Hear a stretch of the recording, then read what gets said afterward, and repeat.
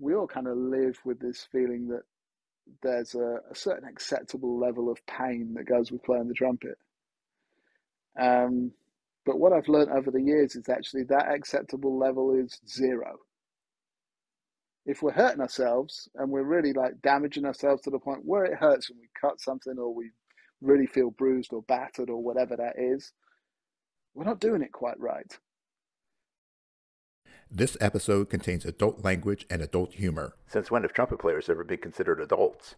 If you are easily offended by these types of conversations, consider switching to the oboe. Welcome to the Trumpet Gurus Hang Podcast. I'm your host, Jose Johnson. My guest for this episode is Bryan Davis. Bryan is paying it forward. Originally from the UK, Bryan relocated to the US and quickly established himself as a fixture in the New York City music scene. But things haven't always come easy for Bryan, and chop problems forced him to seek out the help he needed to become a more efficient player.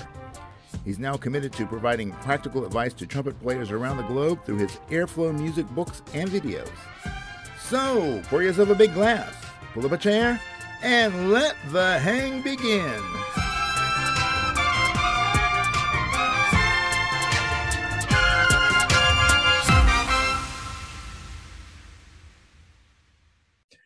All right, and welcome to another exciting episode of the Trumpet Gurus Hang, and I am joined by Mr. Bryan Davis. Bryan, how are you today, sir?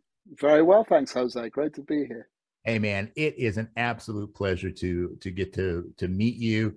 I've heard you're playing, certainly have done it, and I've seen a number of your videos on the Airflow YouTube channel.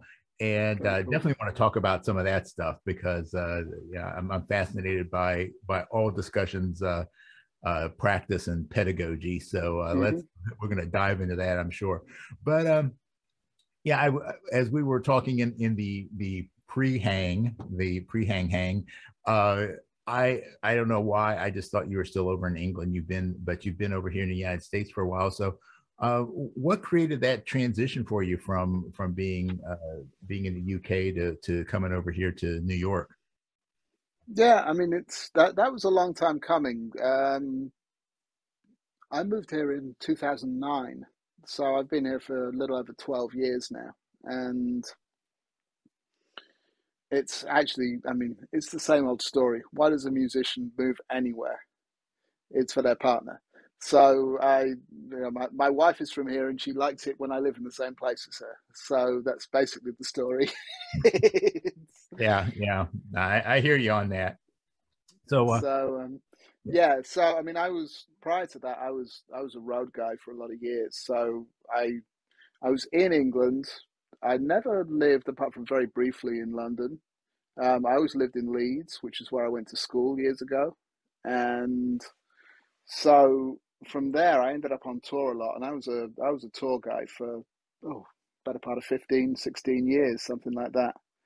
And in the last 10 years of that, I was predominantly doing musicals and European tours and a little US touring and just getting around all over the place, really.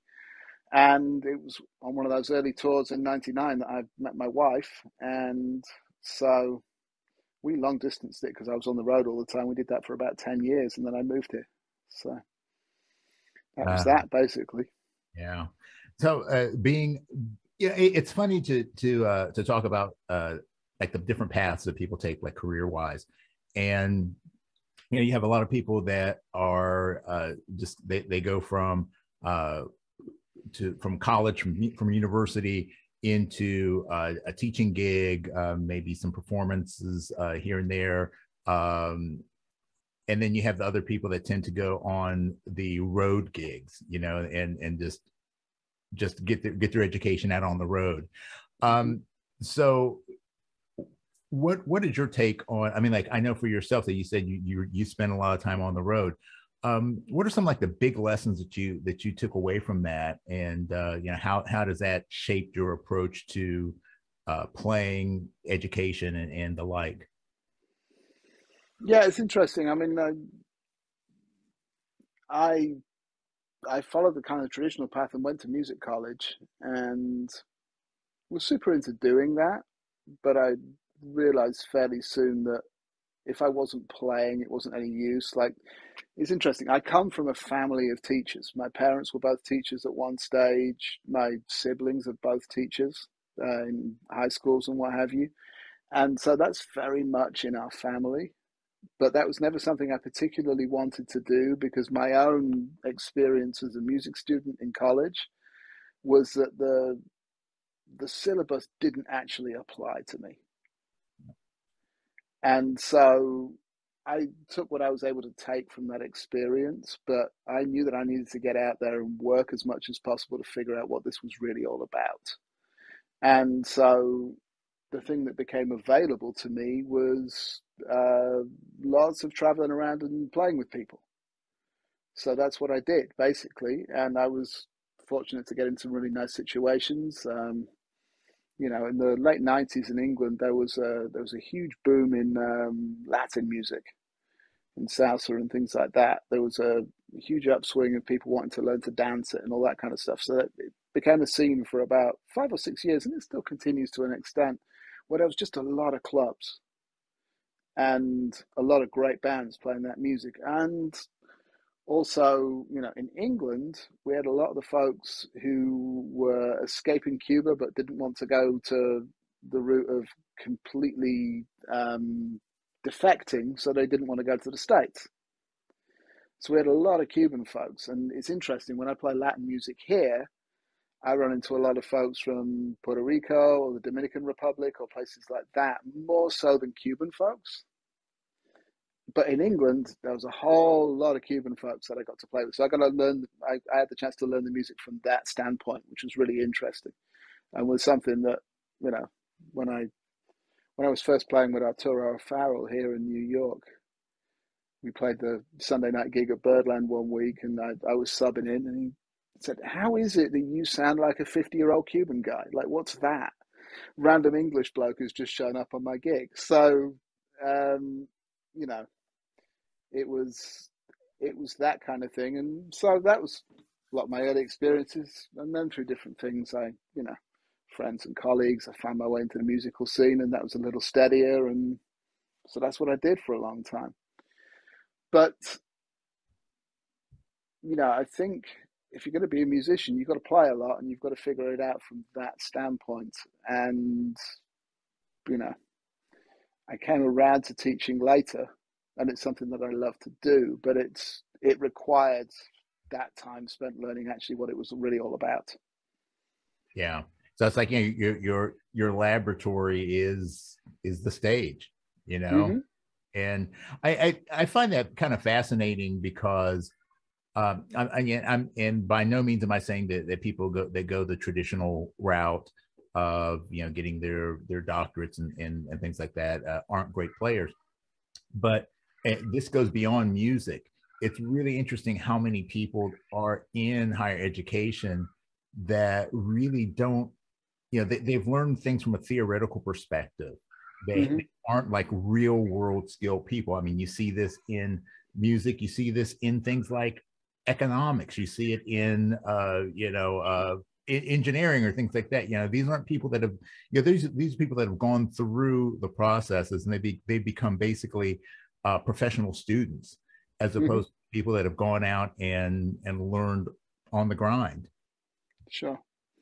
And I mean, I think that's in many ways now it seems that music education is the business of music education rather than necessarily having anything to do with music in that sense. If that makes sense at all. Oh yeah. Um, and so people learning to play from a certain standpoint, but I'm in New York, and so people move here all the time, and they show up on gigs and things like that, and you get to see the people who've played before and the people who haven't, Yeah. like out on the bandstand, and it's a very different experience, and it's very telling sometimes. Sometimes people show up and they sound killing straight away, and sometimes they sound good, but they don't know what they're supposed to be playing contextually. And I think it's the context that you get from the fact of doing it and the fact of actually performing as opposed to just showing up and playing your notes. Yeah. Yeah. It's like the Yeah. difference between the the mindset that you have to have on the bandstand and the mindset you have in the that you can have when you're in the studio. Mm-hmm. They're two different things. Granted, you have to be on both of them, but For sure, undoubtedly. You've got to be able to show up and play, or you're not going to get asked back. yeah, Um, but there's a certain amount to be said above and beyond simply just being able to play well, for being able to perform well and make it seem worthwhile on the gig for the audience, because that's who we're playing for. ain't that the truth? So, we've got to kind of show up and represent for them as much as anybody else. Right, right. And it's also it's the interpersonal stuff, Mm-hmm. and Absolutely. You get asked back, you got to play well, or you got to play well enough, but, also you got to be nice to be around, or people don't want to see you again. right. It's the number one rule of life, for want of a politer expression, don't be a dick. It's the number one law. And unfortunately, too many people break that law. Yeah. And some people, are more aware of that fact than others. Yeah. We've all done it at one time or another. I'm as guilty of it as anybody, but I try to do better than that, and make it a pleasant situation as much as a good musical situation. Mm-hmm. Yeah. Yeah. The grind of live playing, and I guess this is going to be a good transition into it's kind of weaving in the current situation as it is in the world of professional musicians. There's a certain level of benefit to being on that regular performance schedule. Mm-hmm.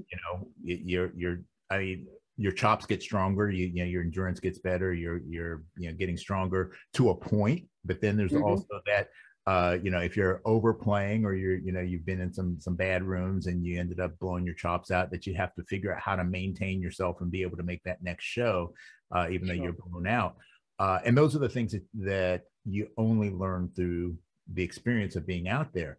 So what are some of the things that, if you had to look back on your career, some of the lessons that you've learned on the stage as a performer all these years, that you've learned about how to kind of keep your chops in shape and not allow yourself to get blown out? Or if you do, what are some of the things that you do to kind of get yourself rehabbed back, and so you don't have to miss a beat, literally? Sure. Well, that's an interesting thing to ask me in particularly, because 15 years ago now, 16 years ago now, I got to the point where I busted my face up playing the hard way so badly that I was at the point of probably needing to quit playing. Wow. And at the time, I was doing a show I did for several years, which was it was called variously the Rat Pack Live from Las Vegas, or the Rat Pack Live at the Sands, when we did it over here in the States. And I I signed on to that show in 2004 for a 4-month run, and in May of 2004 for a 4-month run, and I finished doing it 5.5 years later. It was super fun to play, and I loved that show and I had the greatest time. We traveled all over the place. But when I started out, I was the second trumpet player, and after a couple of years, got elevated to being the lead player, and that went pretty good for a few months. And then we started doing the US tour, and all of a sudden, they were just bringing me in the rhythm section and doing local hires, and we didn't have our band around us. And yeah, all of a sudden I realized I didn't really have what it took to play that whole lead book 8 times a week and make it sound convincing. So I got in trouble pretty quickly there. And it was, the third week in, we were in West Palm Beach, Florida. I'll never forget. and it was the probably the second show of the week, third show of the week, and I had a rough time earlier in the summer. I should give the full context to the story. We'd been playing in England, and we were playing close to where I lived at the time in Leeds, and so I was commuting every day. I was driving over to Manchester, which is a 45-minute to an hour drive, so I was staying at home for the first time in a long time. And we're playing our 8 shows over there, and then we were playing somewhere else nearby the following week. So I was home basically for the better part of a month. And because I showed back up, everyone's like, "Oh, great, Brian's back. We can do all those projects we've been putting off because he's been gone for so long."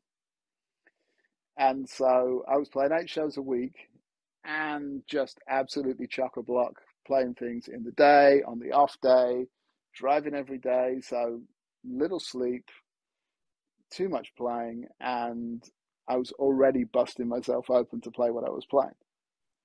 And so I cut my lips up so badly during the first week of this kind of 3-week period of hyper busyness that it was just wide open. I had a big open kind of wheal on my lip. There's no doubt where the mouthpiece sat because that was what it was. It got to the point where it wouldn't bleed anymore. It was, it was just a big open thing. And I had, no means to sub it out. And so I kept plowing on through and I got everything done. And then got to the end of that and had a few weeks off. We had a break. And I came on vacation and I took 2 or 3 weeks off the horn and let everything heal up and then kind of eased myself back in for a week and got going again and showed up on the road. And that's when we started this US tour. And we're running backwards and forwards. We're doing 2 weeks in the States, 2 weeks in Europe, going backwards and forwards. And I'm doing all of this stuff, all of this traveling. And we showed up. It was the second trip out. We were in West Palm Beach, Florida. It's the second night of the week. And halfway through the second set, halfway through one of the sets, my lip went ping and opened back up to how it had been a few months before in the summer in one fell swoop. And when I say it went ping, it made an audible noise over the sound of a shout chorus. The second trumpet player went, "What was that noise?" and looked at, "What happened to you?" Because I had blood flowing down my shirt. It was not pretty. That was not pretty. And I was, I kind of gently got my way through the rest of that week. And then the following week, and managed to kind of mitigate some stuff and really go easy. But I was, I was at the point where I realized, that's not going to work. I'm evidently not doing something quite right here because you're not supposed to hurt yourself that bad. We all kind of live with this feeling that there's a certain acceptable level of pain that goes with playing the trumpet. But what I've learned over the years is actually that acceptable level is 0. If we're hurting ourselves and we're really like damaging ourselves to the point where it hurts and we cut something or we really feel bruised or battered or whatever that is, we're not doing it quite right. And so that's what we need to actually mitigate and figure out and deal with. Now, I was very fortunate. I managed to get a hold of Roger Ingram. We were coming up to New York for a break week. He was still in the city at that time. He moved to Chicago 5 or 6 years later. But he was still in New York at that time. And through one of the guys on the gig one week, actually, I managed to get a hold of his phone number, called him up and went and took a lesson. It was day before Thanksgiving in 2006. And sat with him for 2 hours and he showed him what I was dealing with. And, he said, "Oh, yeah, no, I see what's up." Gave me told me exactly what I needed to do. It was completely contrary to everything I'd always been told. But I needed to hear it. And I knew that I needed to hear it because I was in such bad shape. And that's the thing. Sometimes with those things, you need a convincer to realize that something's not right. I had 2 convincers. My face was in really bad shape and it was really upsettingly painful to play. And then I sat in a small practice room in a studio in New York with Roger Ingram 4 feet across a small room from me, pinging double Ds in my face with that extraordinary characteristic sound of his. And I was like, "Well, yeah, that'll work. I'll do that. That'll be fine." Yeah. And so I was really in a position to want to take what he had to say to me on board and really actively try it. And it worked really well for me. So, when I went back to see him, when the road took me back close enough, it was about 8 months later, I showed up. He said, "Okay, did you practice everything?" And I said, "Yeah, sure, I've been working on it. It's been going real good, thanks." "Okay, show me." And he was like, "Oh, you're the one who actually did the work. Look at that." You know, because as I know for myself, sometimes people aren't ready to hear it. And so he said, "This is what you need to do. You know, if you deal with that, everything will start to work out better for you." And they go, "No, it's too different. Don't want to." And they stick with what they were dealing with before. And so, some improvements may get made, but others don't. I was in a position to need to do that. So I really wanted to do that. And so I did it, and it worked out great. And all of a sudden I don't get hurt playing gigs, playing the horn, unless I, really have a 10-hour day or something like that. Then you feel it a little, but it doesn't cause me any pain to play. I got a fifth of my range, and life is good. Yeah. Well, it all sounds good to me. So. Yeah, exactly. And but like I say, in that situation, you've got to really appreciate the source of what's being told to you. Yeah. That was exactly the right person to tell me that. I knew he knew what he was talking about. Yeah. Well, yeah, he knows it. Because He can certainly show it. I mean, yeah, that, exactly, exactly. I've been in a room. I've done a number of lessons with Roger, and it can be somewhat intimidating. Mm-hmm. Yeah, it's like, holy cow, how's he doing that? Well, but that's why I'm there, because he can do it, and I want to find out what he knows. Sure. And then he goes on to tell you exactly what he's doing. It's just whether you can get the context of it or not. And that's where, we can all, many different, of us can tell different people different things. But sometimes someone says it in just the right context that the person gets it. Yeah. And so the way he explained it to me, once he put the context straight, really made sense. And so I went ahead and did it, and it worked. Mm-hmm. The information's all there. It's the context that gets lacking. And that's something I think is really important to all of this. Yeah. And I think the important thing you said there is that, you have to be ready to receive the information, Mm-hmm. That sometimes it's that you have a mental block. And I'm not saying you, I'm just saying, Sure. No, rhetorically. the collective we, there's a mental block, and we just, whether it's ego or whatever, there's something that's preventing us from actually listening. And then sometimes it's just that there's a missing component. All the information is being presented, but there's a concept that we're just not quite, we haven't caught on yet. And it's like a jigsaw puzzle. And once that one piece is put in, then everything else falls into place. And it's like, sure. The world just opens up to you. So yeah, that's really cool. Yeah, I mean, I'm a big believer in like the in terms of like change. When we need to create change, we either do it through change by default or change by design. Change by default is when the situation dictates that you must change. So in the case of us players, when shit goes wrong, that's when you got to change if you want to keep playing.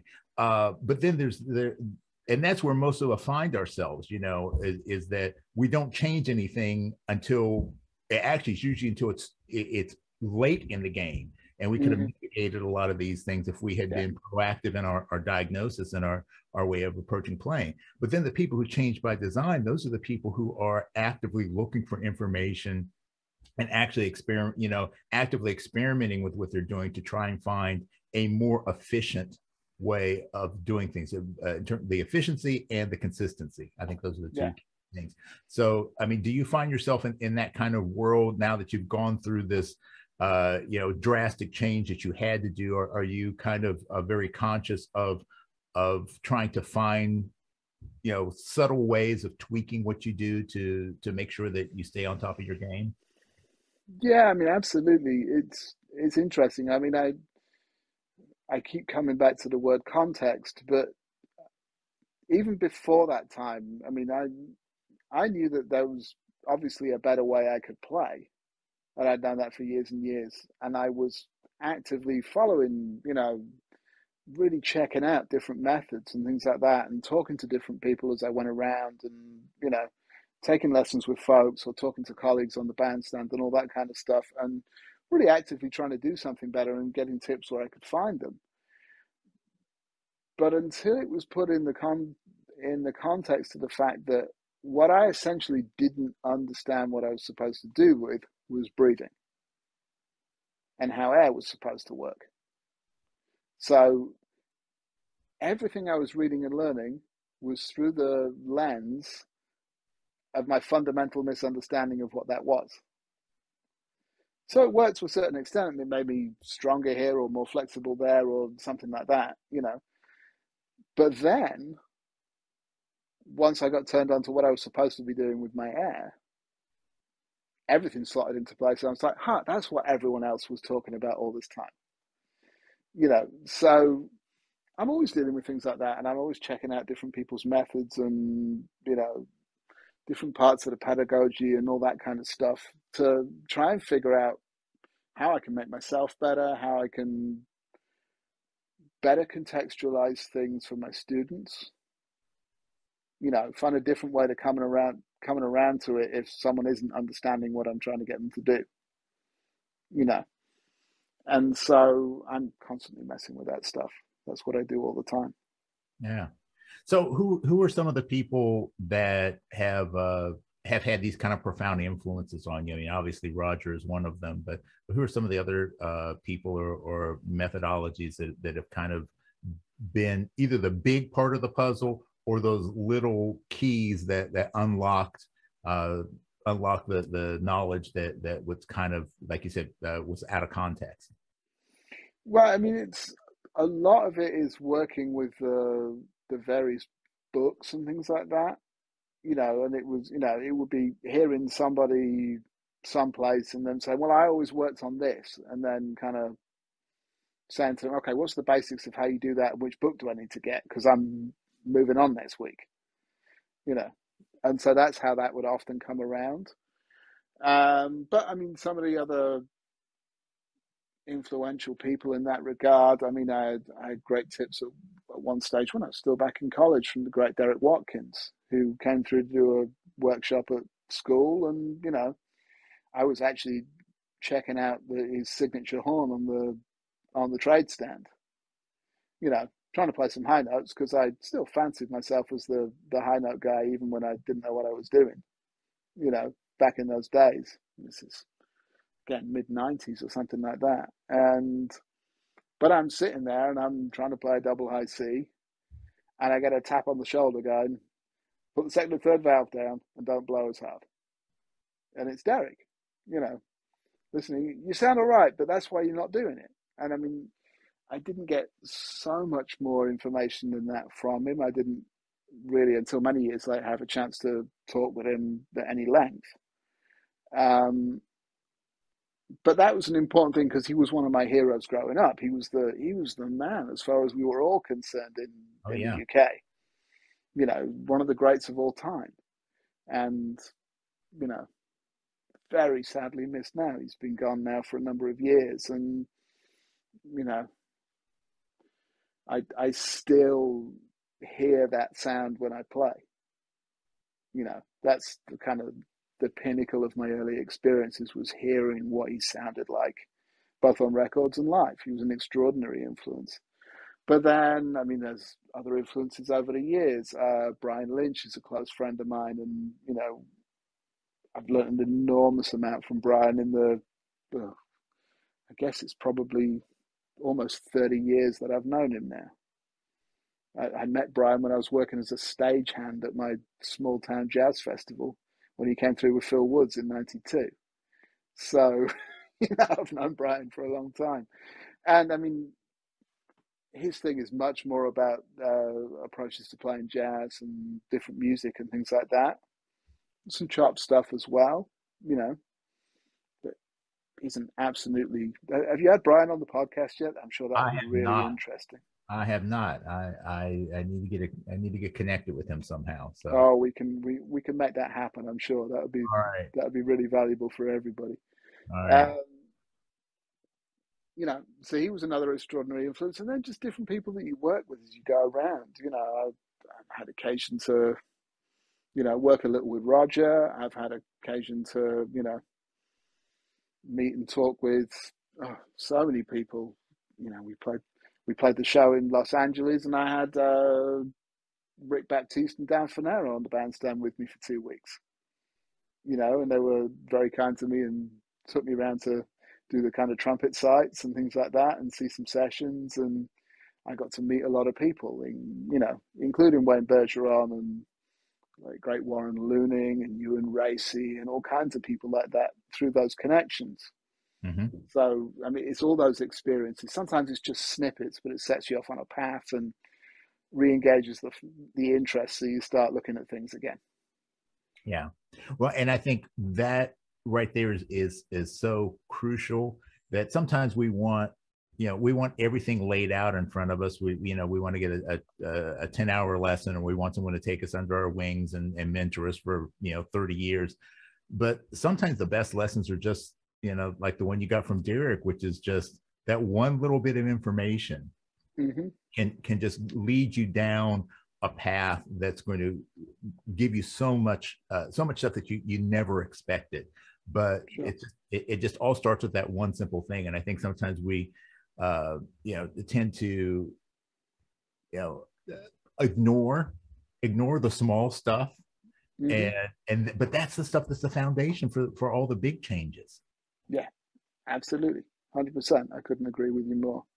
Yeah. And so, I mean, but I think the big part of it is, as you find yourself in situations as a musician, you've got to be willing to, look for those moments and pay attention when somebody says something. Don't get so caught up in, I'm on the gig, so I'm already good. Thanks. I learn things all the time. I'm fortunate to play with a bunch of great players. I live in New York City, but there's always something to learn. And, something somebody plays sparks a conversation, which then creates a new context for something, and you come away with something to really think about and start to experiment with in the practice room the next day. That happens all the time, and I love that stuff. Yeah. And so, yeah, I don't even know what the question was at this point, but I think we've kind of yeah, it's all good. But that actually is a good segue into kind of talking about what you've been doing with Airflow, both in terms of the YouTube stuff that you've been doing for. I mean, how many years have you been doing the YouTube stuff? The videos, it's going to be actually right about now. It's 4 years. Okay. I started back end of January, beginning of February 2018 doing that. Nice. And I was really regular with it to begin with. The first couple of years I was pretty good. And then there was some, family stuff that occurred later in 2019, which kind of took my attention away from it. And so I've been a bit more sporadic since then. But I had a good year and a half where I was pretty regular with it and put out a lot of videos. We had the Trumpet A to Z series. And, there was eventually 60 something episodes of Exercise of the Week over that span, although the most recent one of those was just before Christmas. So, I mean, that still may yet return. We'll have to see. Yeah. But, that was really just that was a reaction on my part. I mean, I started Airflow Music to publish a couple of books that had been on my mind for a while. And I kind of mostly written them, and I tried to get some publishers interested, and no one wanted to even answer the phone or respond to an email. So in the end, what I've been doing actually as a day job for the previous few years was working as a web designer. So I'd worked with computers a lot and that kind of stuff. And I was like, well, I know how to do music engraving. I can do a website, so I'm used to like copy editing and things like that for those sort of things. Why don't I just write the thing and do it myself? Like, I can figure out how to distribute this, and we're already online. Get it done. And so that's what I did in 2017, and that's when Combination Drills, my first title, came out. And that did pretty good, and some people liked it, and people still like it, and it sells all the time. Here and there. Not never going to get rich off trumpet books, but it puts some useful information out in the world, and it's always available to people. Yeah. And it seemed like the natural progression then was to start to think about what are the media that could be involved in. And in particular, my starting the YouTube channel and getting the videos thing going was really a reaction to what I was seeing in the same sort of scene elsewhere on the internet. There was a certain subset of folks who shall remain nameless who were, really causing a lot of trouble with things they were posting about how the trumpet worked. And so I thought, well, not only is the information just largely incorrect, at least from my standpoint, but also I think there's a much more pleasant way we can deal with presenting it. So that's what I set out to do, and that's what that was about, really. Just trying to be a little bit straightforward, present a little common sense, hope that someone might think that what I had to share had some value, and might be taken vaguely seriously. And it's gone pretty well. I really can't complain. I mean, I've gotten really into making videos. That's now become my day gig, actually. Particularly during the pandemic, I predominantly became a video editor, doing virtual performance videos. Mm-hmm. So the skills transferred, and that found me into something else that I now do as well.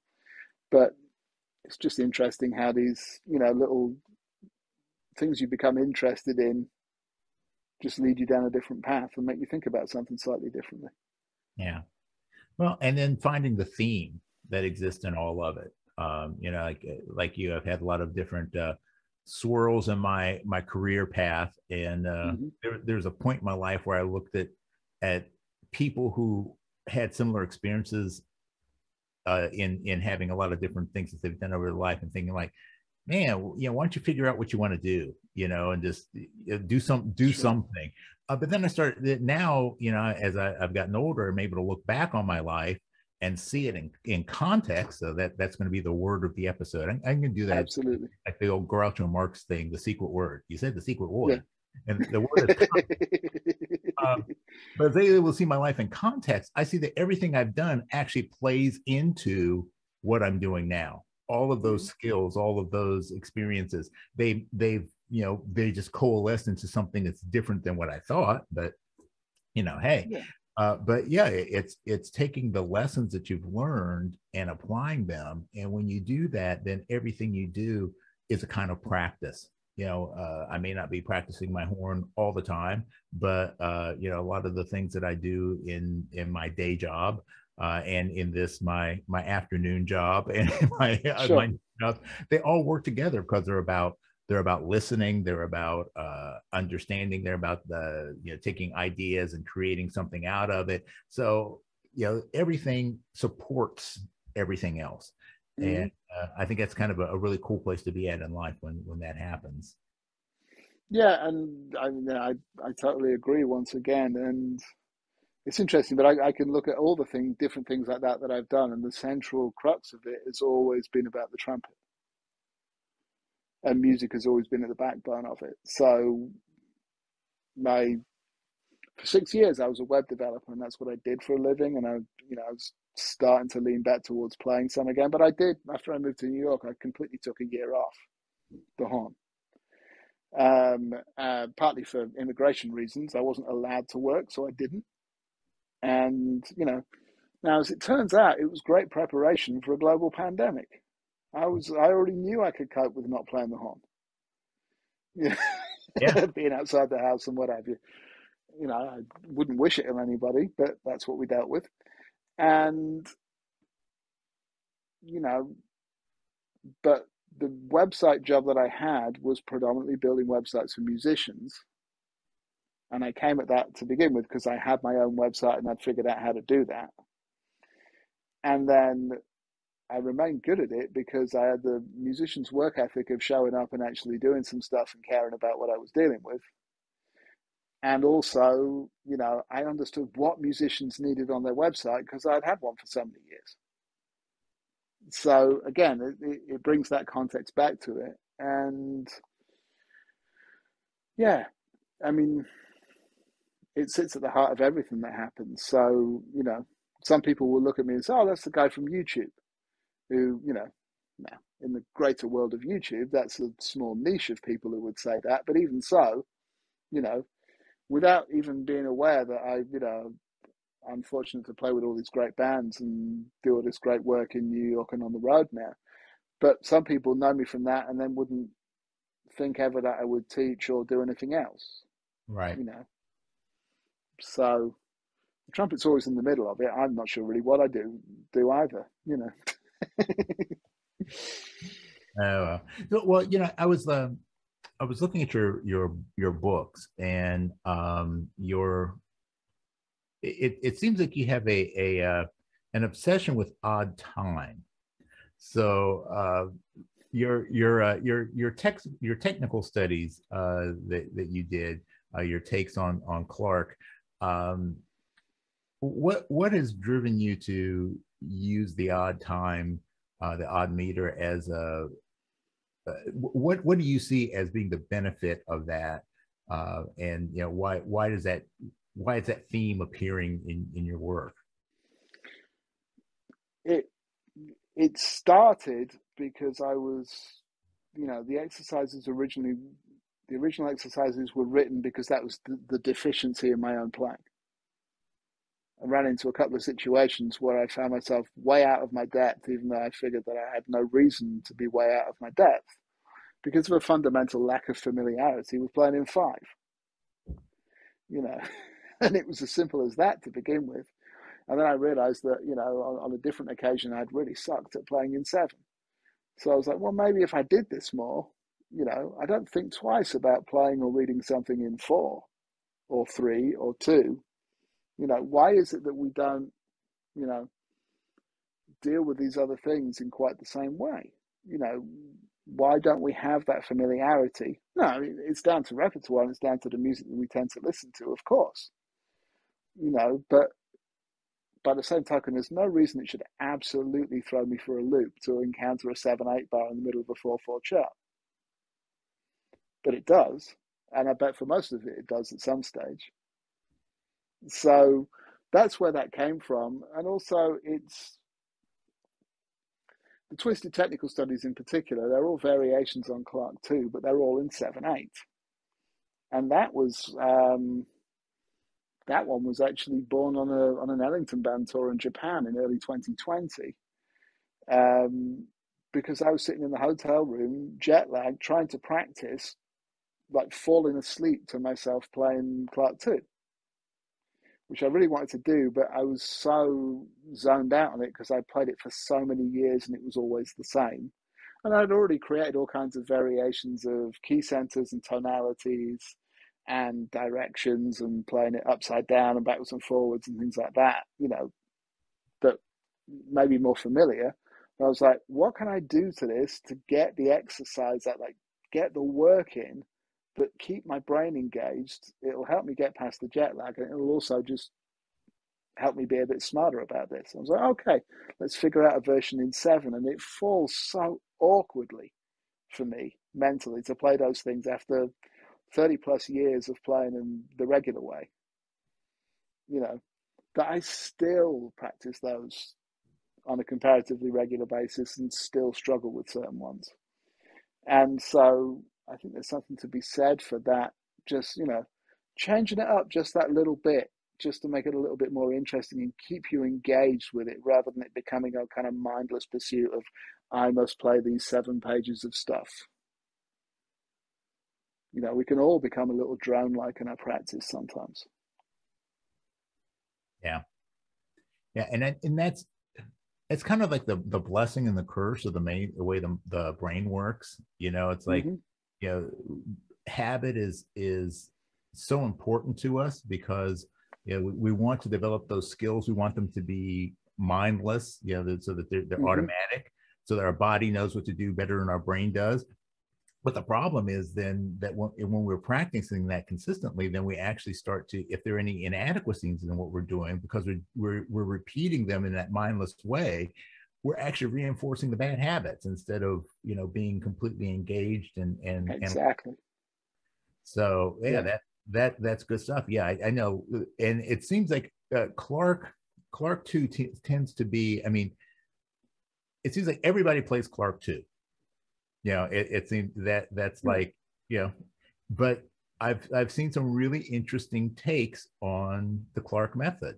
Pat Harbison did an entire book on that, like Mm-hmm. a jazz approach to the Clarke studies, and um, Scott Belk has some interesting things that he's done with like taking Clarke two patterns over rhythm changes in different keys, and Mm-hmm. it's really it's taking that thing that we all know and hate, and, and then applying it in a way that we don't know and hate. Yeah. Exactly. I mean, and as I say to people fairly often, there's a reason that the classic methods are the classic methods for the most part. And again, it comes down to context. We may not always realize what it is, but we know that it's good for us if we get into doing it. The Clarke technical studies in particular are fascinating to me because for my money, it's the single most perfectly organized book in the entire literature. The way he builds you up through different things to expand what you're able to do just in that book is absolutely fascinating. Going from the smallest intervals to larger intervals to larger intervals still, and then smaller intervals but over much wider ranges, and really getting things moving around in the smoothest possible way.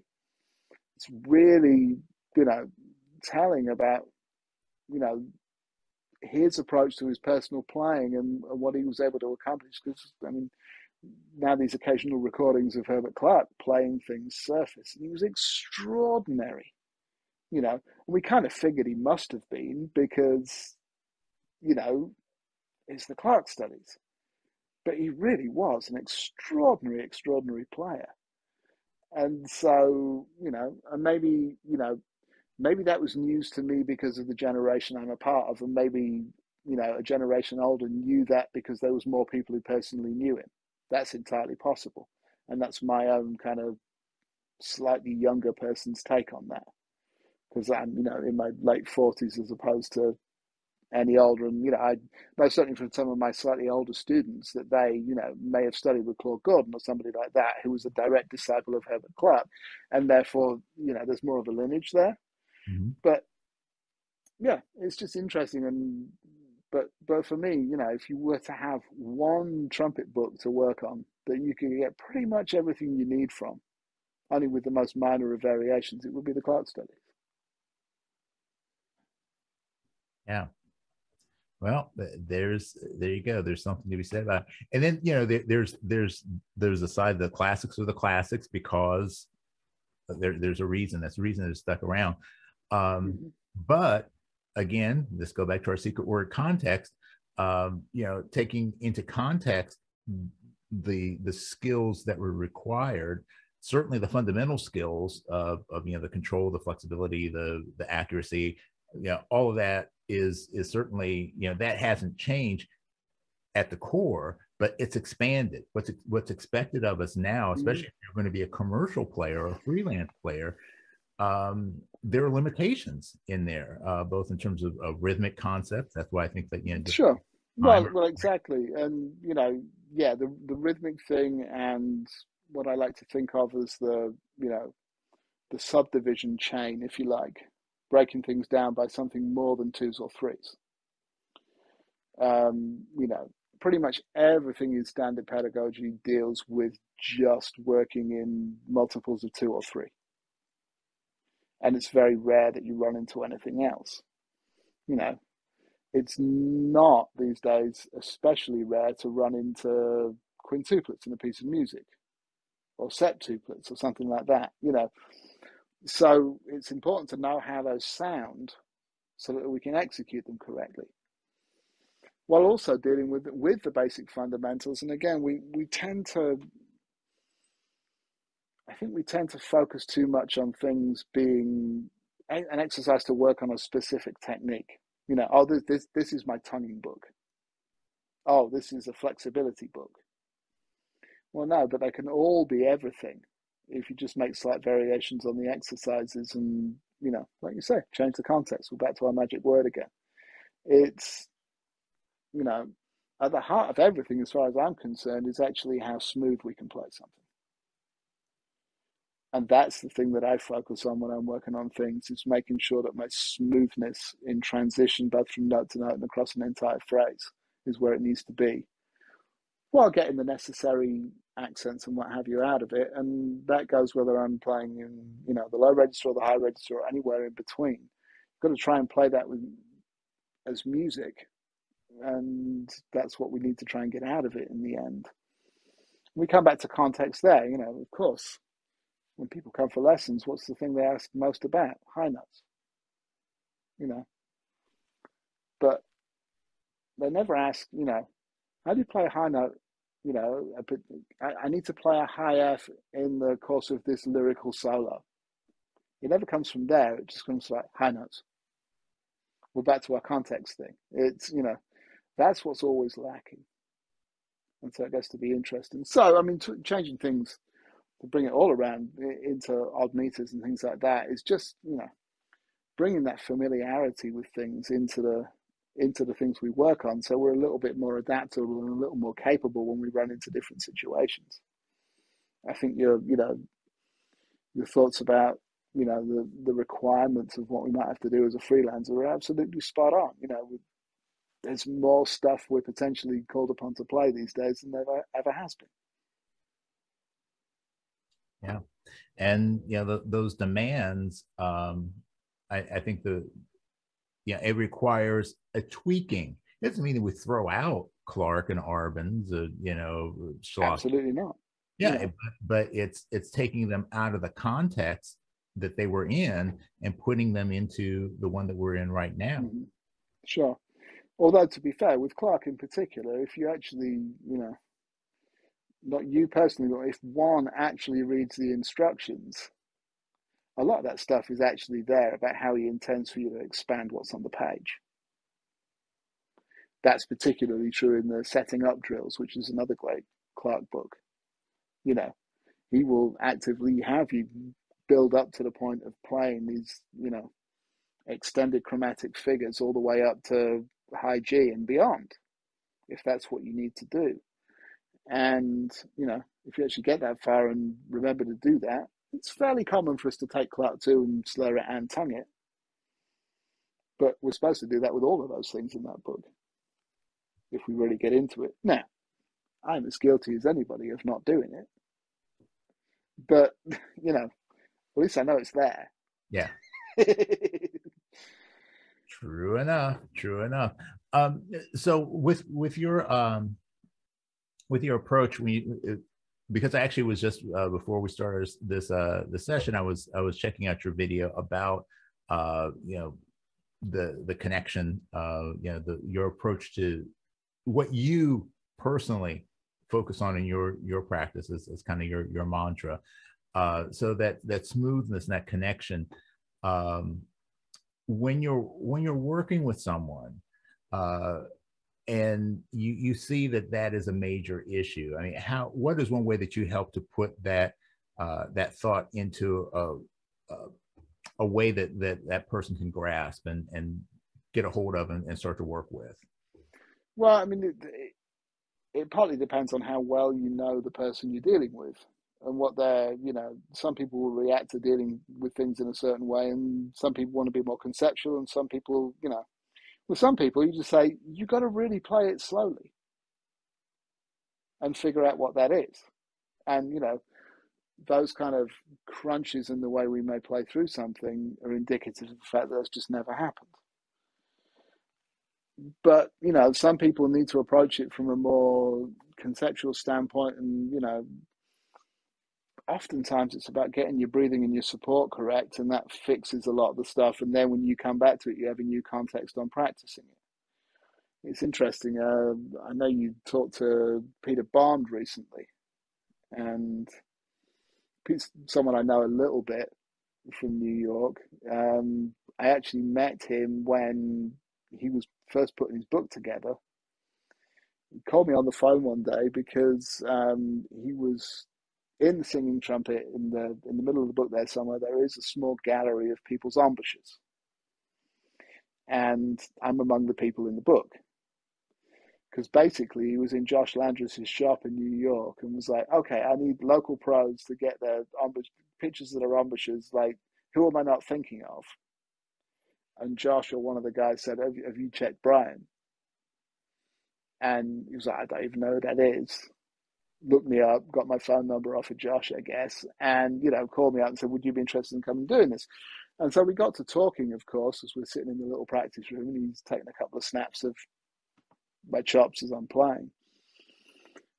And we realized that, we have almost exactly the same concept in terms of what we're dealing with our approach to pedagogy. And it's funny because Pete's singing trumpet methodology seems so alien to so many people. But that's where I came from, because when I was a kid, before I even started playing the trumpet, I was a singer, and I took voice lessons for several years as a kid. And I didn't realize at the time, but it was with a fairly serious retired opera singer. So I got some good stuff there that I never really, again, contextualized until much later. But it did inform my, a certain amount, and I got kind of steered away from it in certain ways because it isn't the common approach, particularly to breathing and things like that, as we tend to be taught it. But it's absolutely what I do now, and I think it's spot on, because that whole thing of supporting like we're singing as opposed to blowing and letting everything collapse is absolutely what we need to do. Now, oftentimes, to come back to what you were talking about, if we're trying to get that smoothness happening, it's due to a lack of support. And so placing some version of that, getting the student to do that and find that space where they can take a good breath, have a lot of air, realize they don't need to use it to make a lot of sound. If they can take that into the trumpet, it's going to be enormously helpful for them. And it will fix a lot of those things straight away, just with a little, slight revisiting of the exercises to make sure that now you realize, okay, because I'm doing that, I don't need to make this huge movement with my lips here or something like that, because it's now being taken care of. That's an exaggeration to try and fix a problem that doesn't need to exist. You see where I'm going? And so, it really depends on the context of the student, their approach to learning things, and where they're coming from. If that stuff is already in good place and they're not going through something as smoothly as I'd like them to, then I'll probably just get them to play it slowly, because that will probably help them figure that out. But it may be indicative of a larger problem. Or, problem's a bad word for it, because it's not necessarily a problem, but I think you see what I'm saying. Yeah. It's... Yeah. Well, it's interesting because, we as trumpet players definitely fall into that desire, and a lot of it has been, it's become a necessity as the way music has changed. The higher, faster, louder. Mm-hmm. If you are going to be a freelance player and you're doing commercial music, you are going to have to be able to play higher, faster, and not necessarily louder, but at least loud enough to be, Sure. But sometimes it's so counterintuitive that the way to play that faster and higher is through playing slower and softer. Mm-hmm. that just very, very relaxed and connected and lyrical approach to playing. That seems to not make sense to do the opposite, but it's absolutely the thing that seems to make the connection with a lot of people to give them those abilities. Mm-hmm. Well, I mean, That's absolutely it. And it's, it's a measure of efficiency, because the more we try to take something to an extreme, the more prone we're going to be to exaggerating some kind of part of the process in order to just get it done. And the more we repeat that, the more we're going to keep that exaggeration in what we do. So we're wasting energy and we're not getting it done in the most efficient way. The kind of obvious elsewhere in the world parallel to that is martial arts training, which I know is something you've been involved in at some time. And I mean, if you look at things like Tai Chi, those are seemingly very gentle movements, but they're incredibly precise movements. And that's what people are, dealing with. And so I imagine, even though that's not something I've really dealt with a huge amount personally, but I imagine that there's got to be a certain amount of that in a kind of more fast moving martial art, where sometimes you're going to take those movements and do them real slow. So you measure out exactly where everything's got to go. Is that reasonable, or am I wide of the mark there? Nope, nope, nope, nope, nope. Yeah. So actually, after teaching Tai Chi for 30 years, that's one of the things I always found is that people misconstrue the idea. It's like, why are you moving slowly? Well, you're moving slowly so that you can be in each moment, that you can pay attention to every detail, and you can get it to the point where then you can move fast. Then I would always often make my students, do things fast, and they freak out. I'm like, just don't think about don't think about going faster. Just take the space out between each movement. Mm-hmm. Don't, just let it go. Yeah. And it's amazing how much faster you can move because you've taken the inefficiencies out of your movement. So Exactly. that's my mantra. That's my jam right there. So Yeah. So I mean, again, we're very much on the same page with that. It's finding what those things are that make it harder than it needs to be, and gradually removing those. The easiest path to anything is the easiest path. We don't need to, if we can walk straight through the door, why would we need to clamber over the top of it? It's but we'll find a way to do that from time to time, or we could open the gate rather than climbing over the wall, is maybe a better way of saying it. Yeah. Well, it's like you're saying, that when there's an inadequacy or a gap or deficiency, or however you want to say it, within the system, something has to compensate. And I know Peter was talking about this, and you've talked about this, and it's been my own experience, that you can get things done by not necessarily using the most efficient way. You can muscle your way through, you can distort things, you can do all kinds of stuff to get the result, but you end up paying for it somewhere down the road. Sure.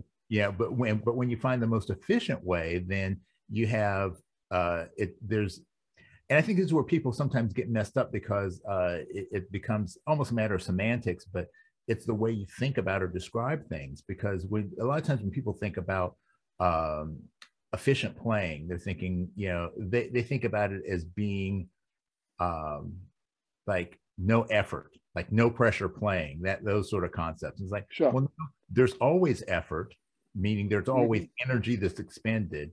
There's always pressure, because if there's no pressure, if there's no friction, you're not getting anything happening.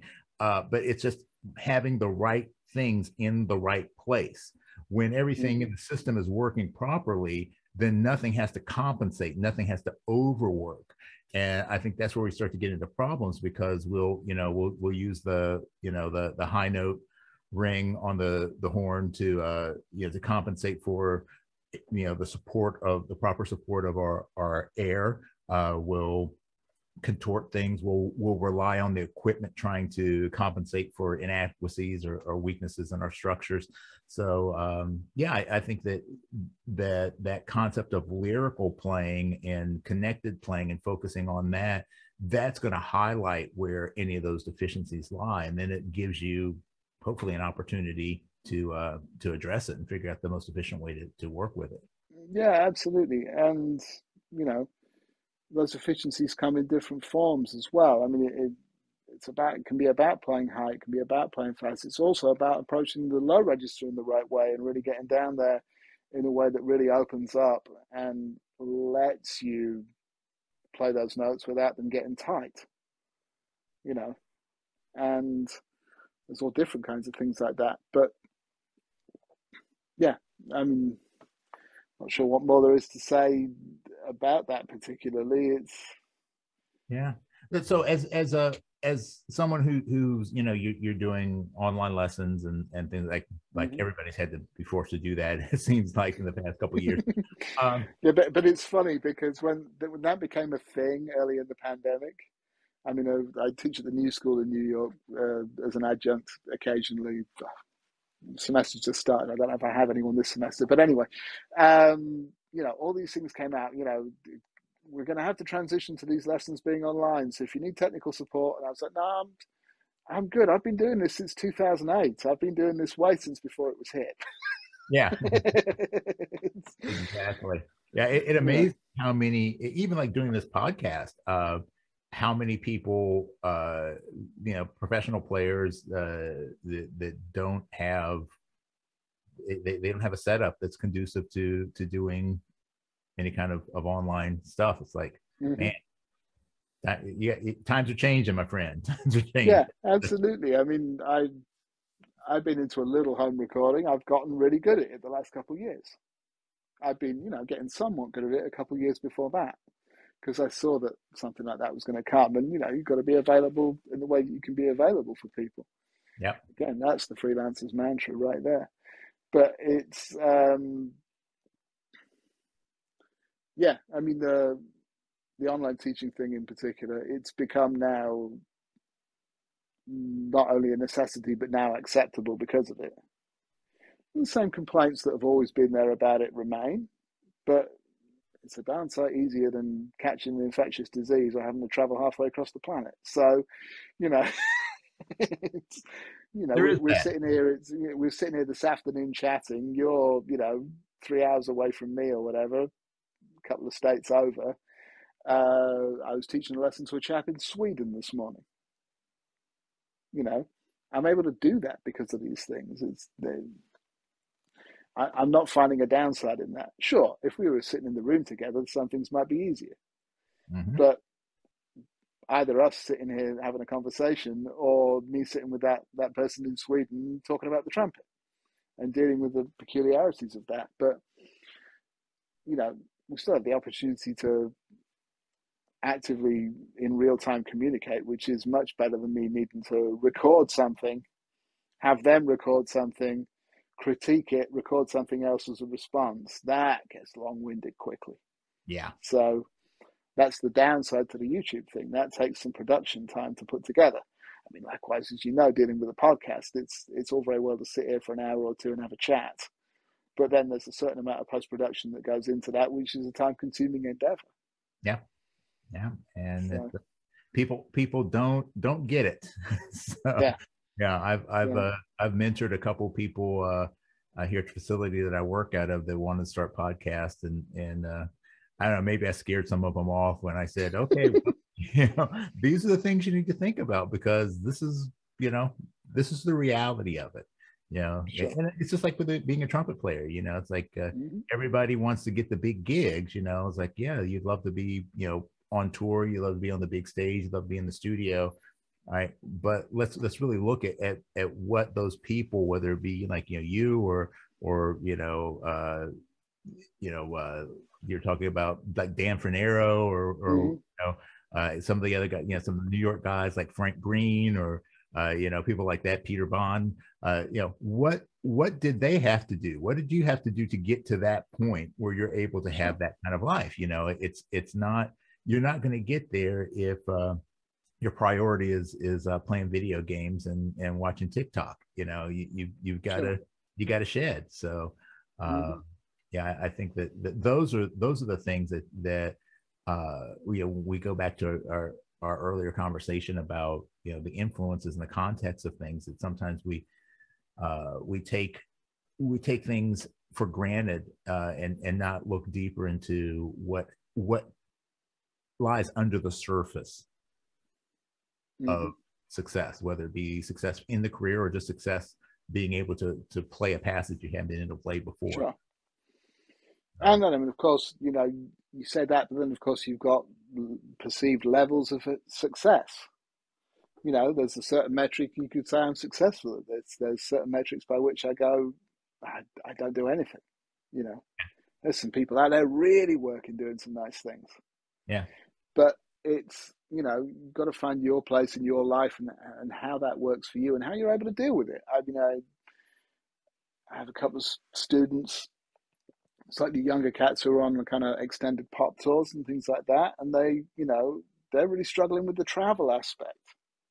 So the questions I get from them are, how do you cope with the fact that you've got to get up at 4 o'clock in the morning and show up at the airport at 6 and be on an airplane at 7, fly for 12 hours, be in a totally different time zone, be upside down, and then expected to show up and play?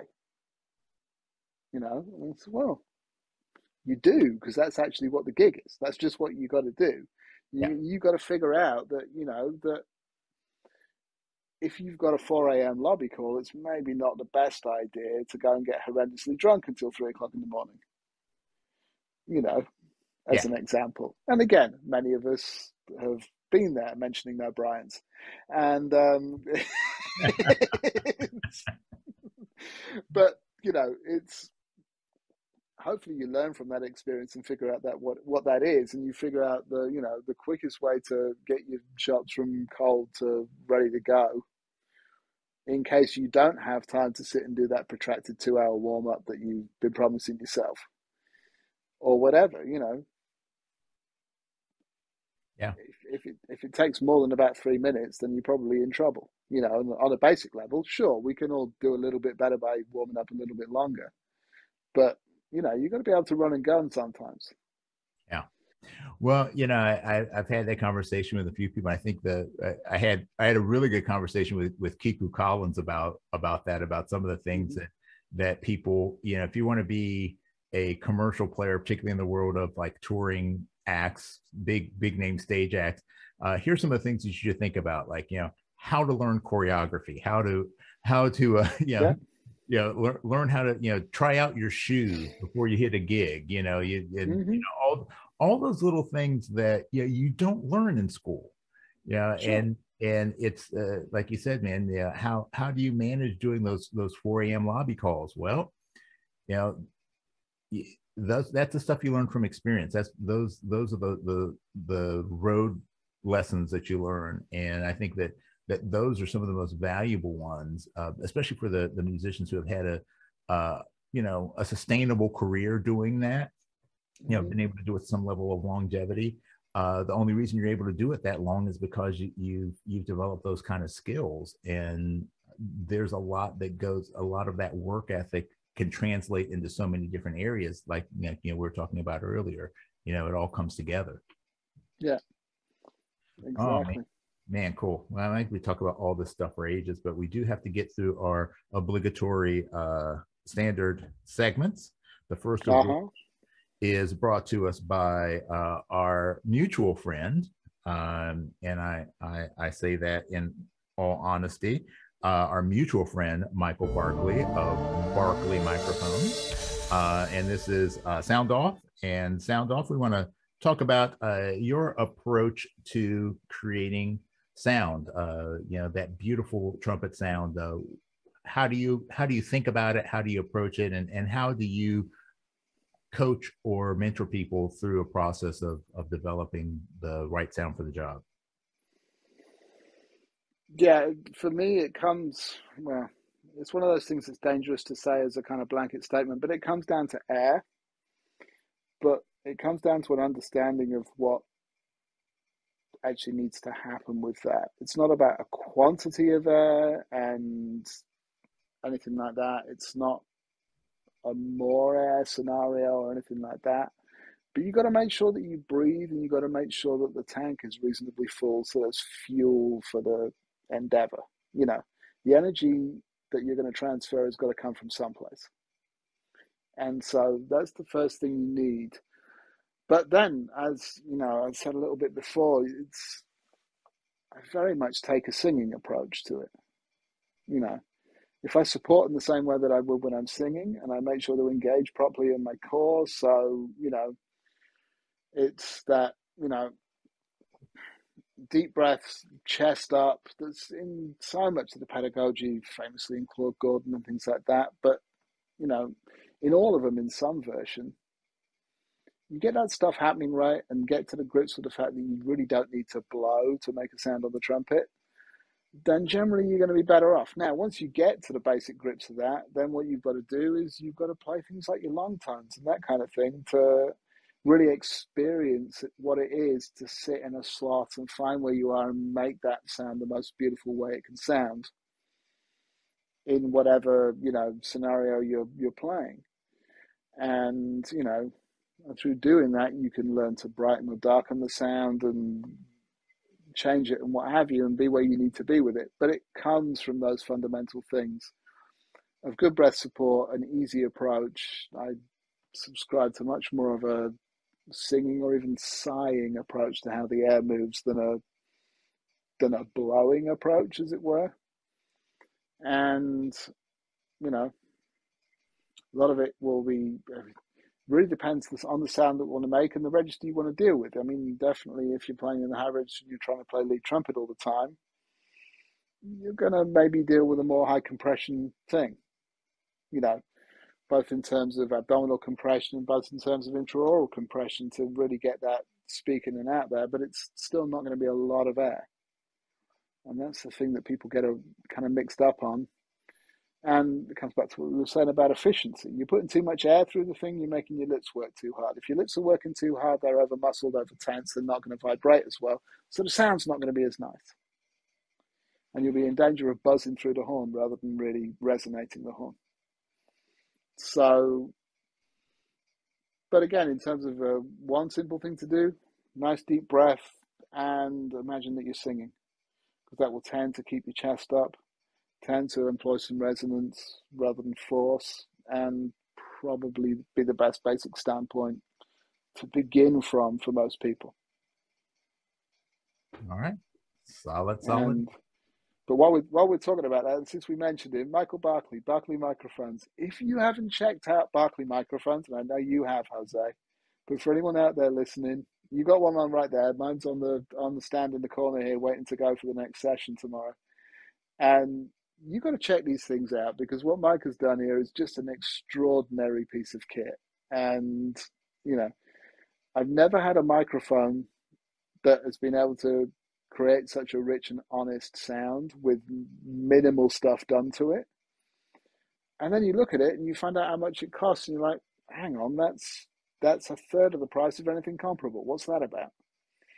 So, shameless plug for Mr. Michael Barkley and the Barkley Microphones, please, because we should all be checking them out if we have the opportunity, because they're really, really top draw.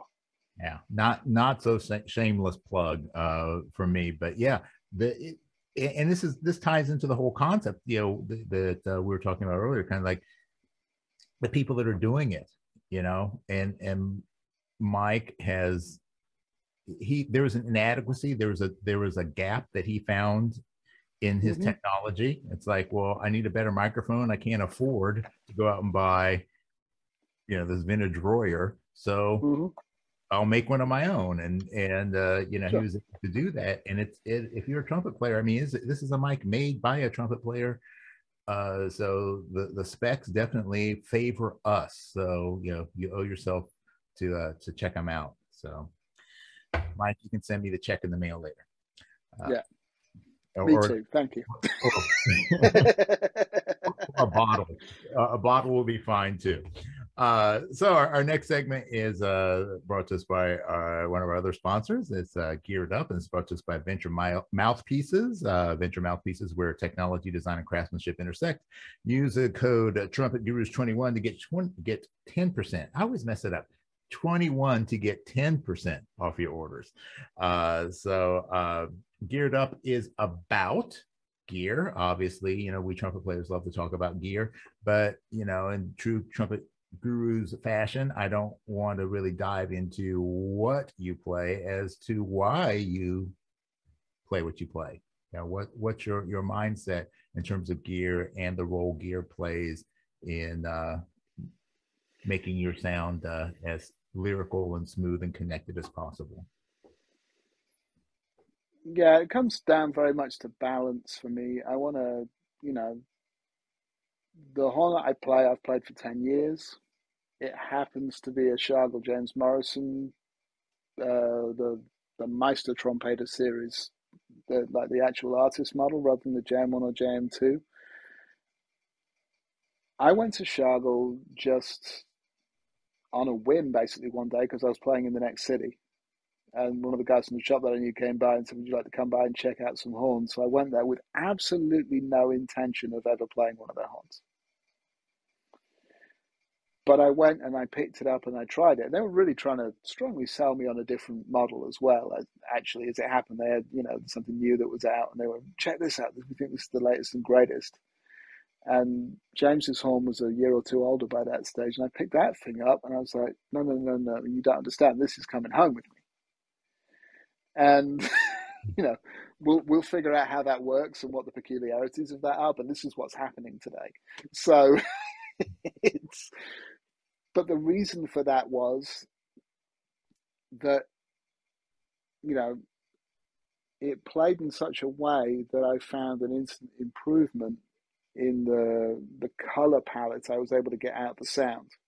I was able to do what I was already doing as easily or slightly easier, but also I found I could get more richness out of the sound, and that was attractive to me. And, even on simple AB recordings with a cell phone, across the room, I was like, yeah, no, this sounds better. I feel like it sounds better from behind it. And even on a crappy cell phone recording, it seems to sound better in front of it. And so, yeah, if you think it's right, it's probably right. And yeah, so I mean that's why I went there. In terms of mouthpieces, again, I want to find something that fits for me. I tend to play smaller mouthpieces than average, I would say, because that's the rim size that fits for me. And while I don't like to have any kind of hard and fast rules about that, the only thing I'm really looking for when someone has a mouthpiece is that it will anchor outside of the red of the lips, outside of the vermilion there. So there's actually some muscles involved in the embouchure. If it's inside of that, that softer bit of the lip in there, then you're not getting the benefit of those muscles. They're not able to actually do anything. But other than that, if it's big or small, it doesn't really matter, providing you're able to get inside there and it's comfortable to you. That's really what I'm looking for in terms of that. But then you've got to make sure you've got something that makes the sound that you want or need to make. That's what it comes down to, basically, and that's what I'm looking for. And, the big question is, I need to be able to play better high notes. What do I need to do with my mouthpiece? Probably practice on the one you've got. To a certain extent, unless you really, maybe if you've already got a strong double high C but you're really scuppered trying to get to your D, then maybe there's something in the mouthpiece that might help out. But only when we're at the extremes of something like that might that become a factor. Generally, you can fix everything up by, practicing something in the right way. I happen to play, 4 different mouthpieces depending on what I'm playing. My middle of the road is a small lead trumpet mouthpiece for most people. I've got a smaller one. I've got a couple of slightly bigger ones, but they're still narrow rims because that's what fits well for me. And in the injury I was talking about earlier on in 06 when I busted my lip open, I can't play a wide diameter now because there's too much scar tissue up in here that nothing vibrates. So I have to play a small diameter to get off of that. So in a perfect world, I might play something a little bit bigger, but it doesn't work for me. So I have to deal with what I'm, these are the cards I'm dealt at this stage. That was a self-inflicted injury ultimately, so I've got to cope with that. But yeah, you've got to. I mean, I generally tend to think you're going to play the smallest thing that helps you you can get away with to make the sound that you need to make. Yeah. So again, you're not wasting energy and putting more out than you need to. Yeah. Well, that makes absolute sense. Go through that gate, not over the wall. Yeah, exactly. Okay, well, our final segment is brought to us by Robinson's Remedies. Robinson's Remedies, rapid relief for your sore and tired chops. This is Robinson's Remedy Rapid Fire Round. It's a series of questions that kind of bounce all over the place, kind of like your chops when you're doing some double pedal tones. It's kind of flopping all over the place. So we're gonna fly through this. I just need your quickest responses, Bryan. Are you ready? Let's do it. All right, here we go. First question. Who's the biggest influence on your life that is not a trumpet player? My wife. All right. What's your favorite book? The Hitchhiker's Guide to the Galaxy. Ah, yes. 42 is the correct. Yes, baby. What's the worst movie you've seen? Maybe Hitchhiker's Guide to the Galaxy. That was a pretty dreadful movie considering the book, but think. It's not a specific movie, but there's an entire genre of movie which are uniform. I mean, there's hundreds of them, but they're all exactly the same. It's Hallmark Channel Christmas movies. Oh, yeah. Ooh. They're all exactly the same. Someone from the city goes back to a small town they once lived in and helps out their uncle who's got, for some reason, a shop that makes, I don't know, ornamental cheese in the shape of a frog, and it's failing for some unknown reason. And then through the magic of Christmas, they figure it all out and everything's hunky-dory. Yeah. There's hundreds of them, and they make me crazy. I'm with you on that for sure. All right. If you were a trumpet player, what would you want to be?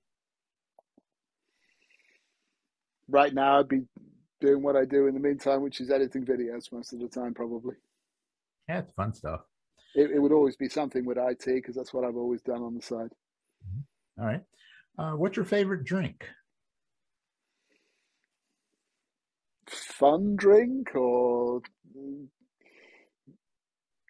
I mean my go-to celebratory beverage would be a German Hefeweizen, something from Munich, preferably an Augustiner if I could get it. Okay, those are tasty. You could have a dinner party and invite any 3 living people. Who would you want to have there? Oh, there's so many strong choices, though, isn't there? Yeah.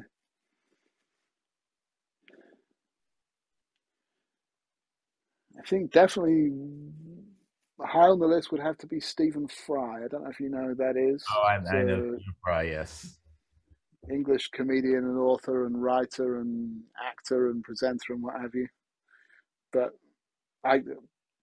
there's a chap I could listen to read the phone book. So, that would certainly be a thing to actually, such an erudite conversationalist as well. I think that would be really fascinating.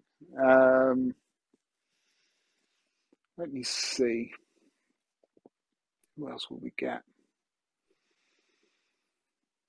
3 people.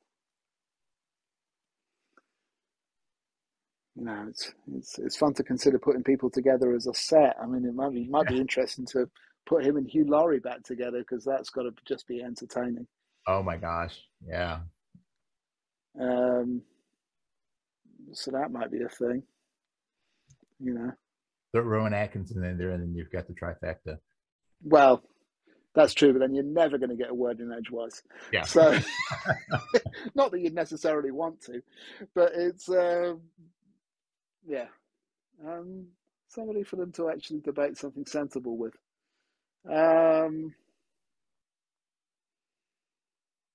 Actually, yeah, I'd go with former President Obama. I think that'd be really interesting. Yeah. Okay. Cool. And you have 3 additional chairs at the table. You can have any 3 people from history. So any 3 people no longer with us. Now we get into the good stuff. Now you see, I'd be stuck. I think I really want to add Douglas Adams, who wrote The Hitchhiker's Guide to the Galaxy, to that mix because partly I'd be putting him back together with all his old friends, and partly I think he'd be a fascinating person to talk to.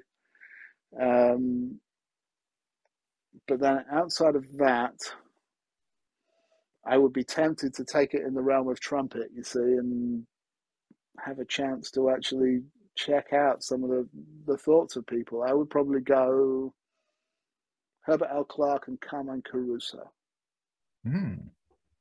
Okay. Wow. That sounds like a very interesting dinner. It's going to be two interesting dinners all at once, really, if we're honest, but either way. Yeah. All right. Next question. Lacquer, plated, or raw?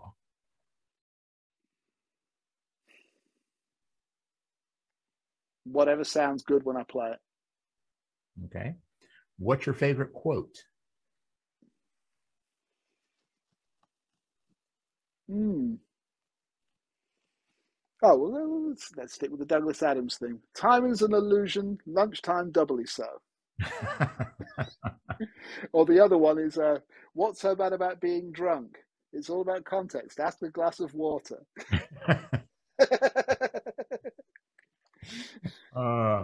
What is your greatest fear?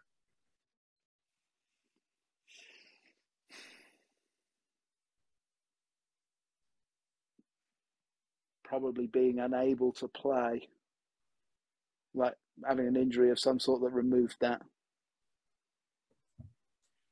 You could be granted one superpower. What would it be?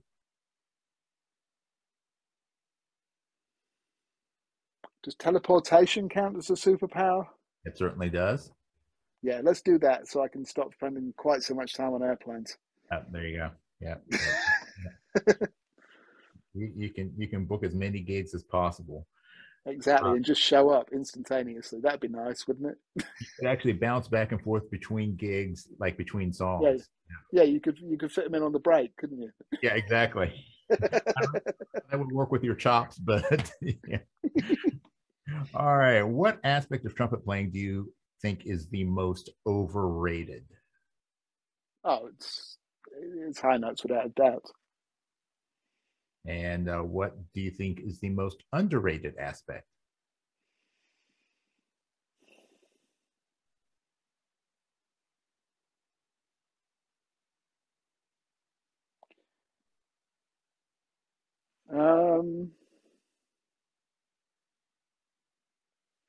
Yeah, I get stuck between the two things that I find lacking in myself and on gigs and things is time very often, but also kind of musical context for playing things. I'd be torn between the two of those. All right, we'll give you a bonus answer on that one. So two things. All right. You're able to go back in time and give your younger self one piece of advice about life, or no, excuse me, about music. About music. What would that be? Oh, I'd show up and teach myself how to breathe and save myself 20 plus years of anguish. Okay. And you're going to give yourself one piece of advice about life.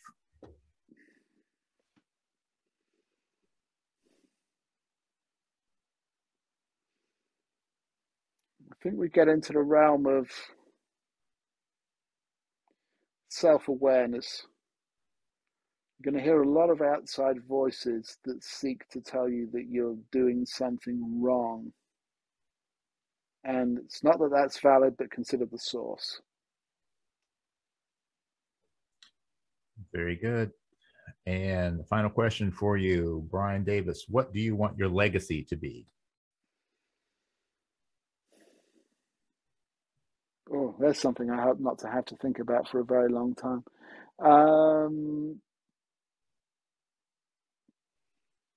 I think I probably want to be remembered fondly. I think that'd be the thing, really. You know, as long as people thought I was a nice, good person, whatever, you know, I'd settle for that. That's all well and good. All right. Much better than the alternative. Yeah. And they'd invite you to a dinner with Stephen Fry and Hugh Laurie. Yeah, you never know. Yeah. So, Or they go, no, certainly not doing that. No, not that dumbass. But Well, my friend, I want to thank you so much for spending time with me today. It was great getting to know you. And yeah, I really have enjoyed this. oh, well, thank you so much. It's been a thorough pleasure to be with you and to chat with you too. And I hope we get to meet up in the city or outside when I get over to Pennsylvania occasionally. Next time I'm coming over your way, I'll be sure to give you a shout. Oh, absolutely, absolutely. We'll grab a cup of something, and Hmm. we'll have a good time. And Yeah. yeah, and make sure, folks, that you check out Bryan's YouTube channel and of course the accompanying web page as well. The links will be in the show notes, and pick up those publications. There's some good exercises to challenge your fingers, your face, and your brain. So Hmm. that's what it's all about. So thanks for joining us for this episode of the Trumpet Gurus Hang. Make sure that you like, subscribe, share, all those wonderful things. And we love doing this. And if you have a suggestion for a future guest besides Bryan Lynch, since Bryan's already got that covered for me, but if you have a suggestion for a guest you'd like to see, hit me up. If you have any questions, comments, please. I try to read and I try to respond to everything. So I really appreciate you, and this is as much for you as it is for me. So thank you all very much. And as always, peace and slide grease. We out. Thanks for hanging with us today. This podcast is all about creating deeper connections through our mutual love of music and the trumpet life. Make sure you subscribe to this podcast and also like and share this episode with a friend. We want to see the hang grow for show. Please support our sponsors and consider becoming a personal supporter of this podcast as well. Remember, for less than the price of a bottle of valve oil a month, you can keep this podcast moving smoothly. The Trumpet Gurus Hang is recorded at the Candy Factory, a co-working space and social club located in Lancaster, Pennsylvania. Jose Johnson is the executive producer. Post-production editing is by Mitch Bowers. Our opening theme song was composed and performed by Lexi Signor, and our closing theme music comes courtesy of The Greatest Funeral Ever. Incidental music is by Ethan Swayze and Jose Johnson. Graphic design by Ann Kirby of the Sweet Corps. The Trumpet Gurus Hang podcast is produced in collaboration with the So Good Lancaster Media Group.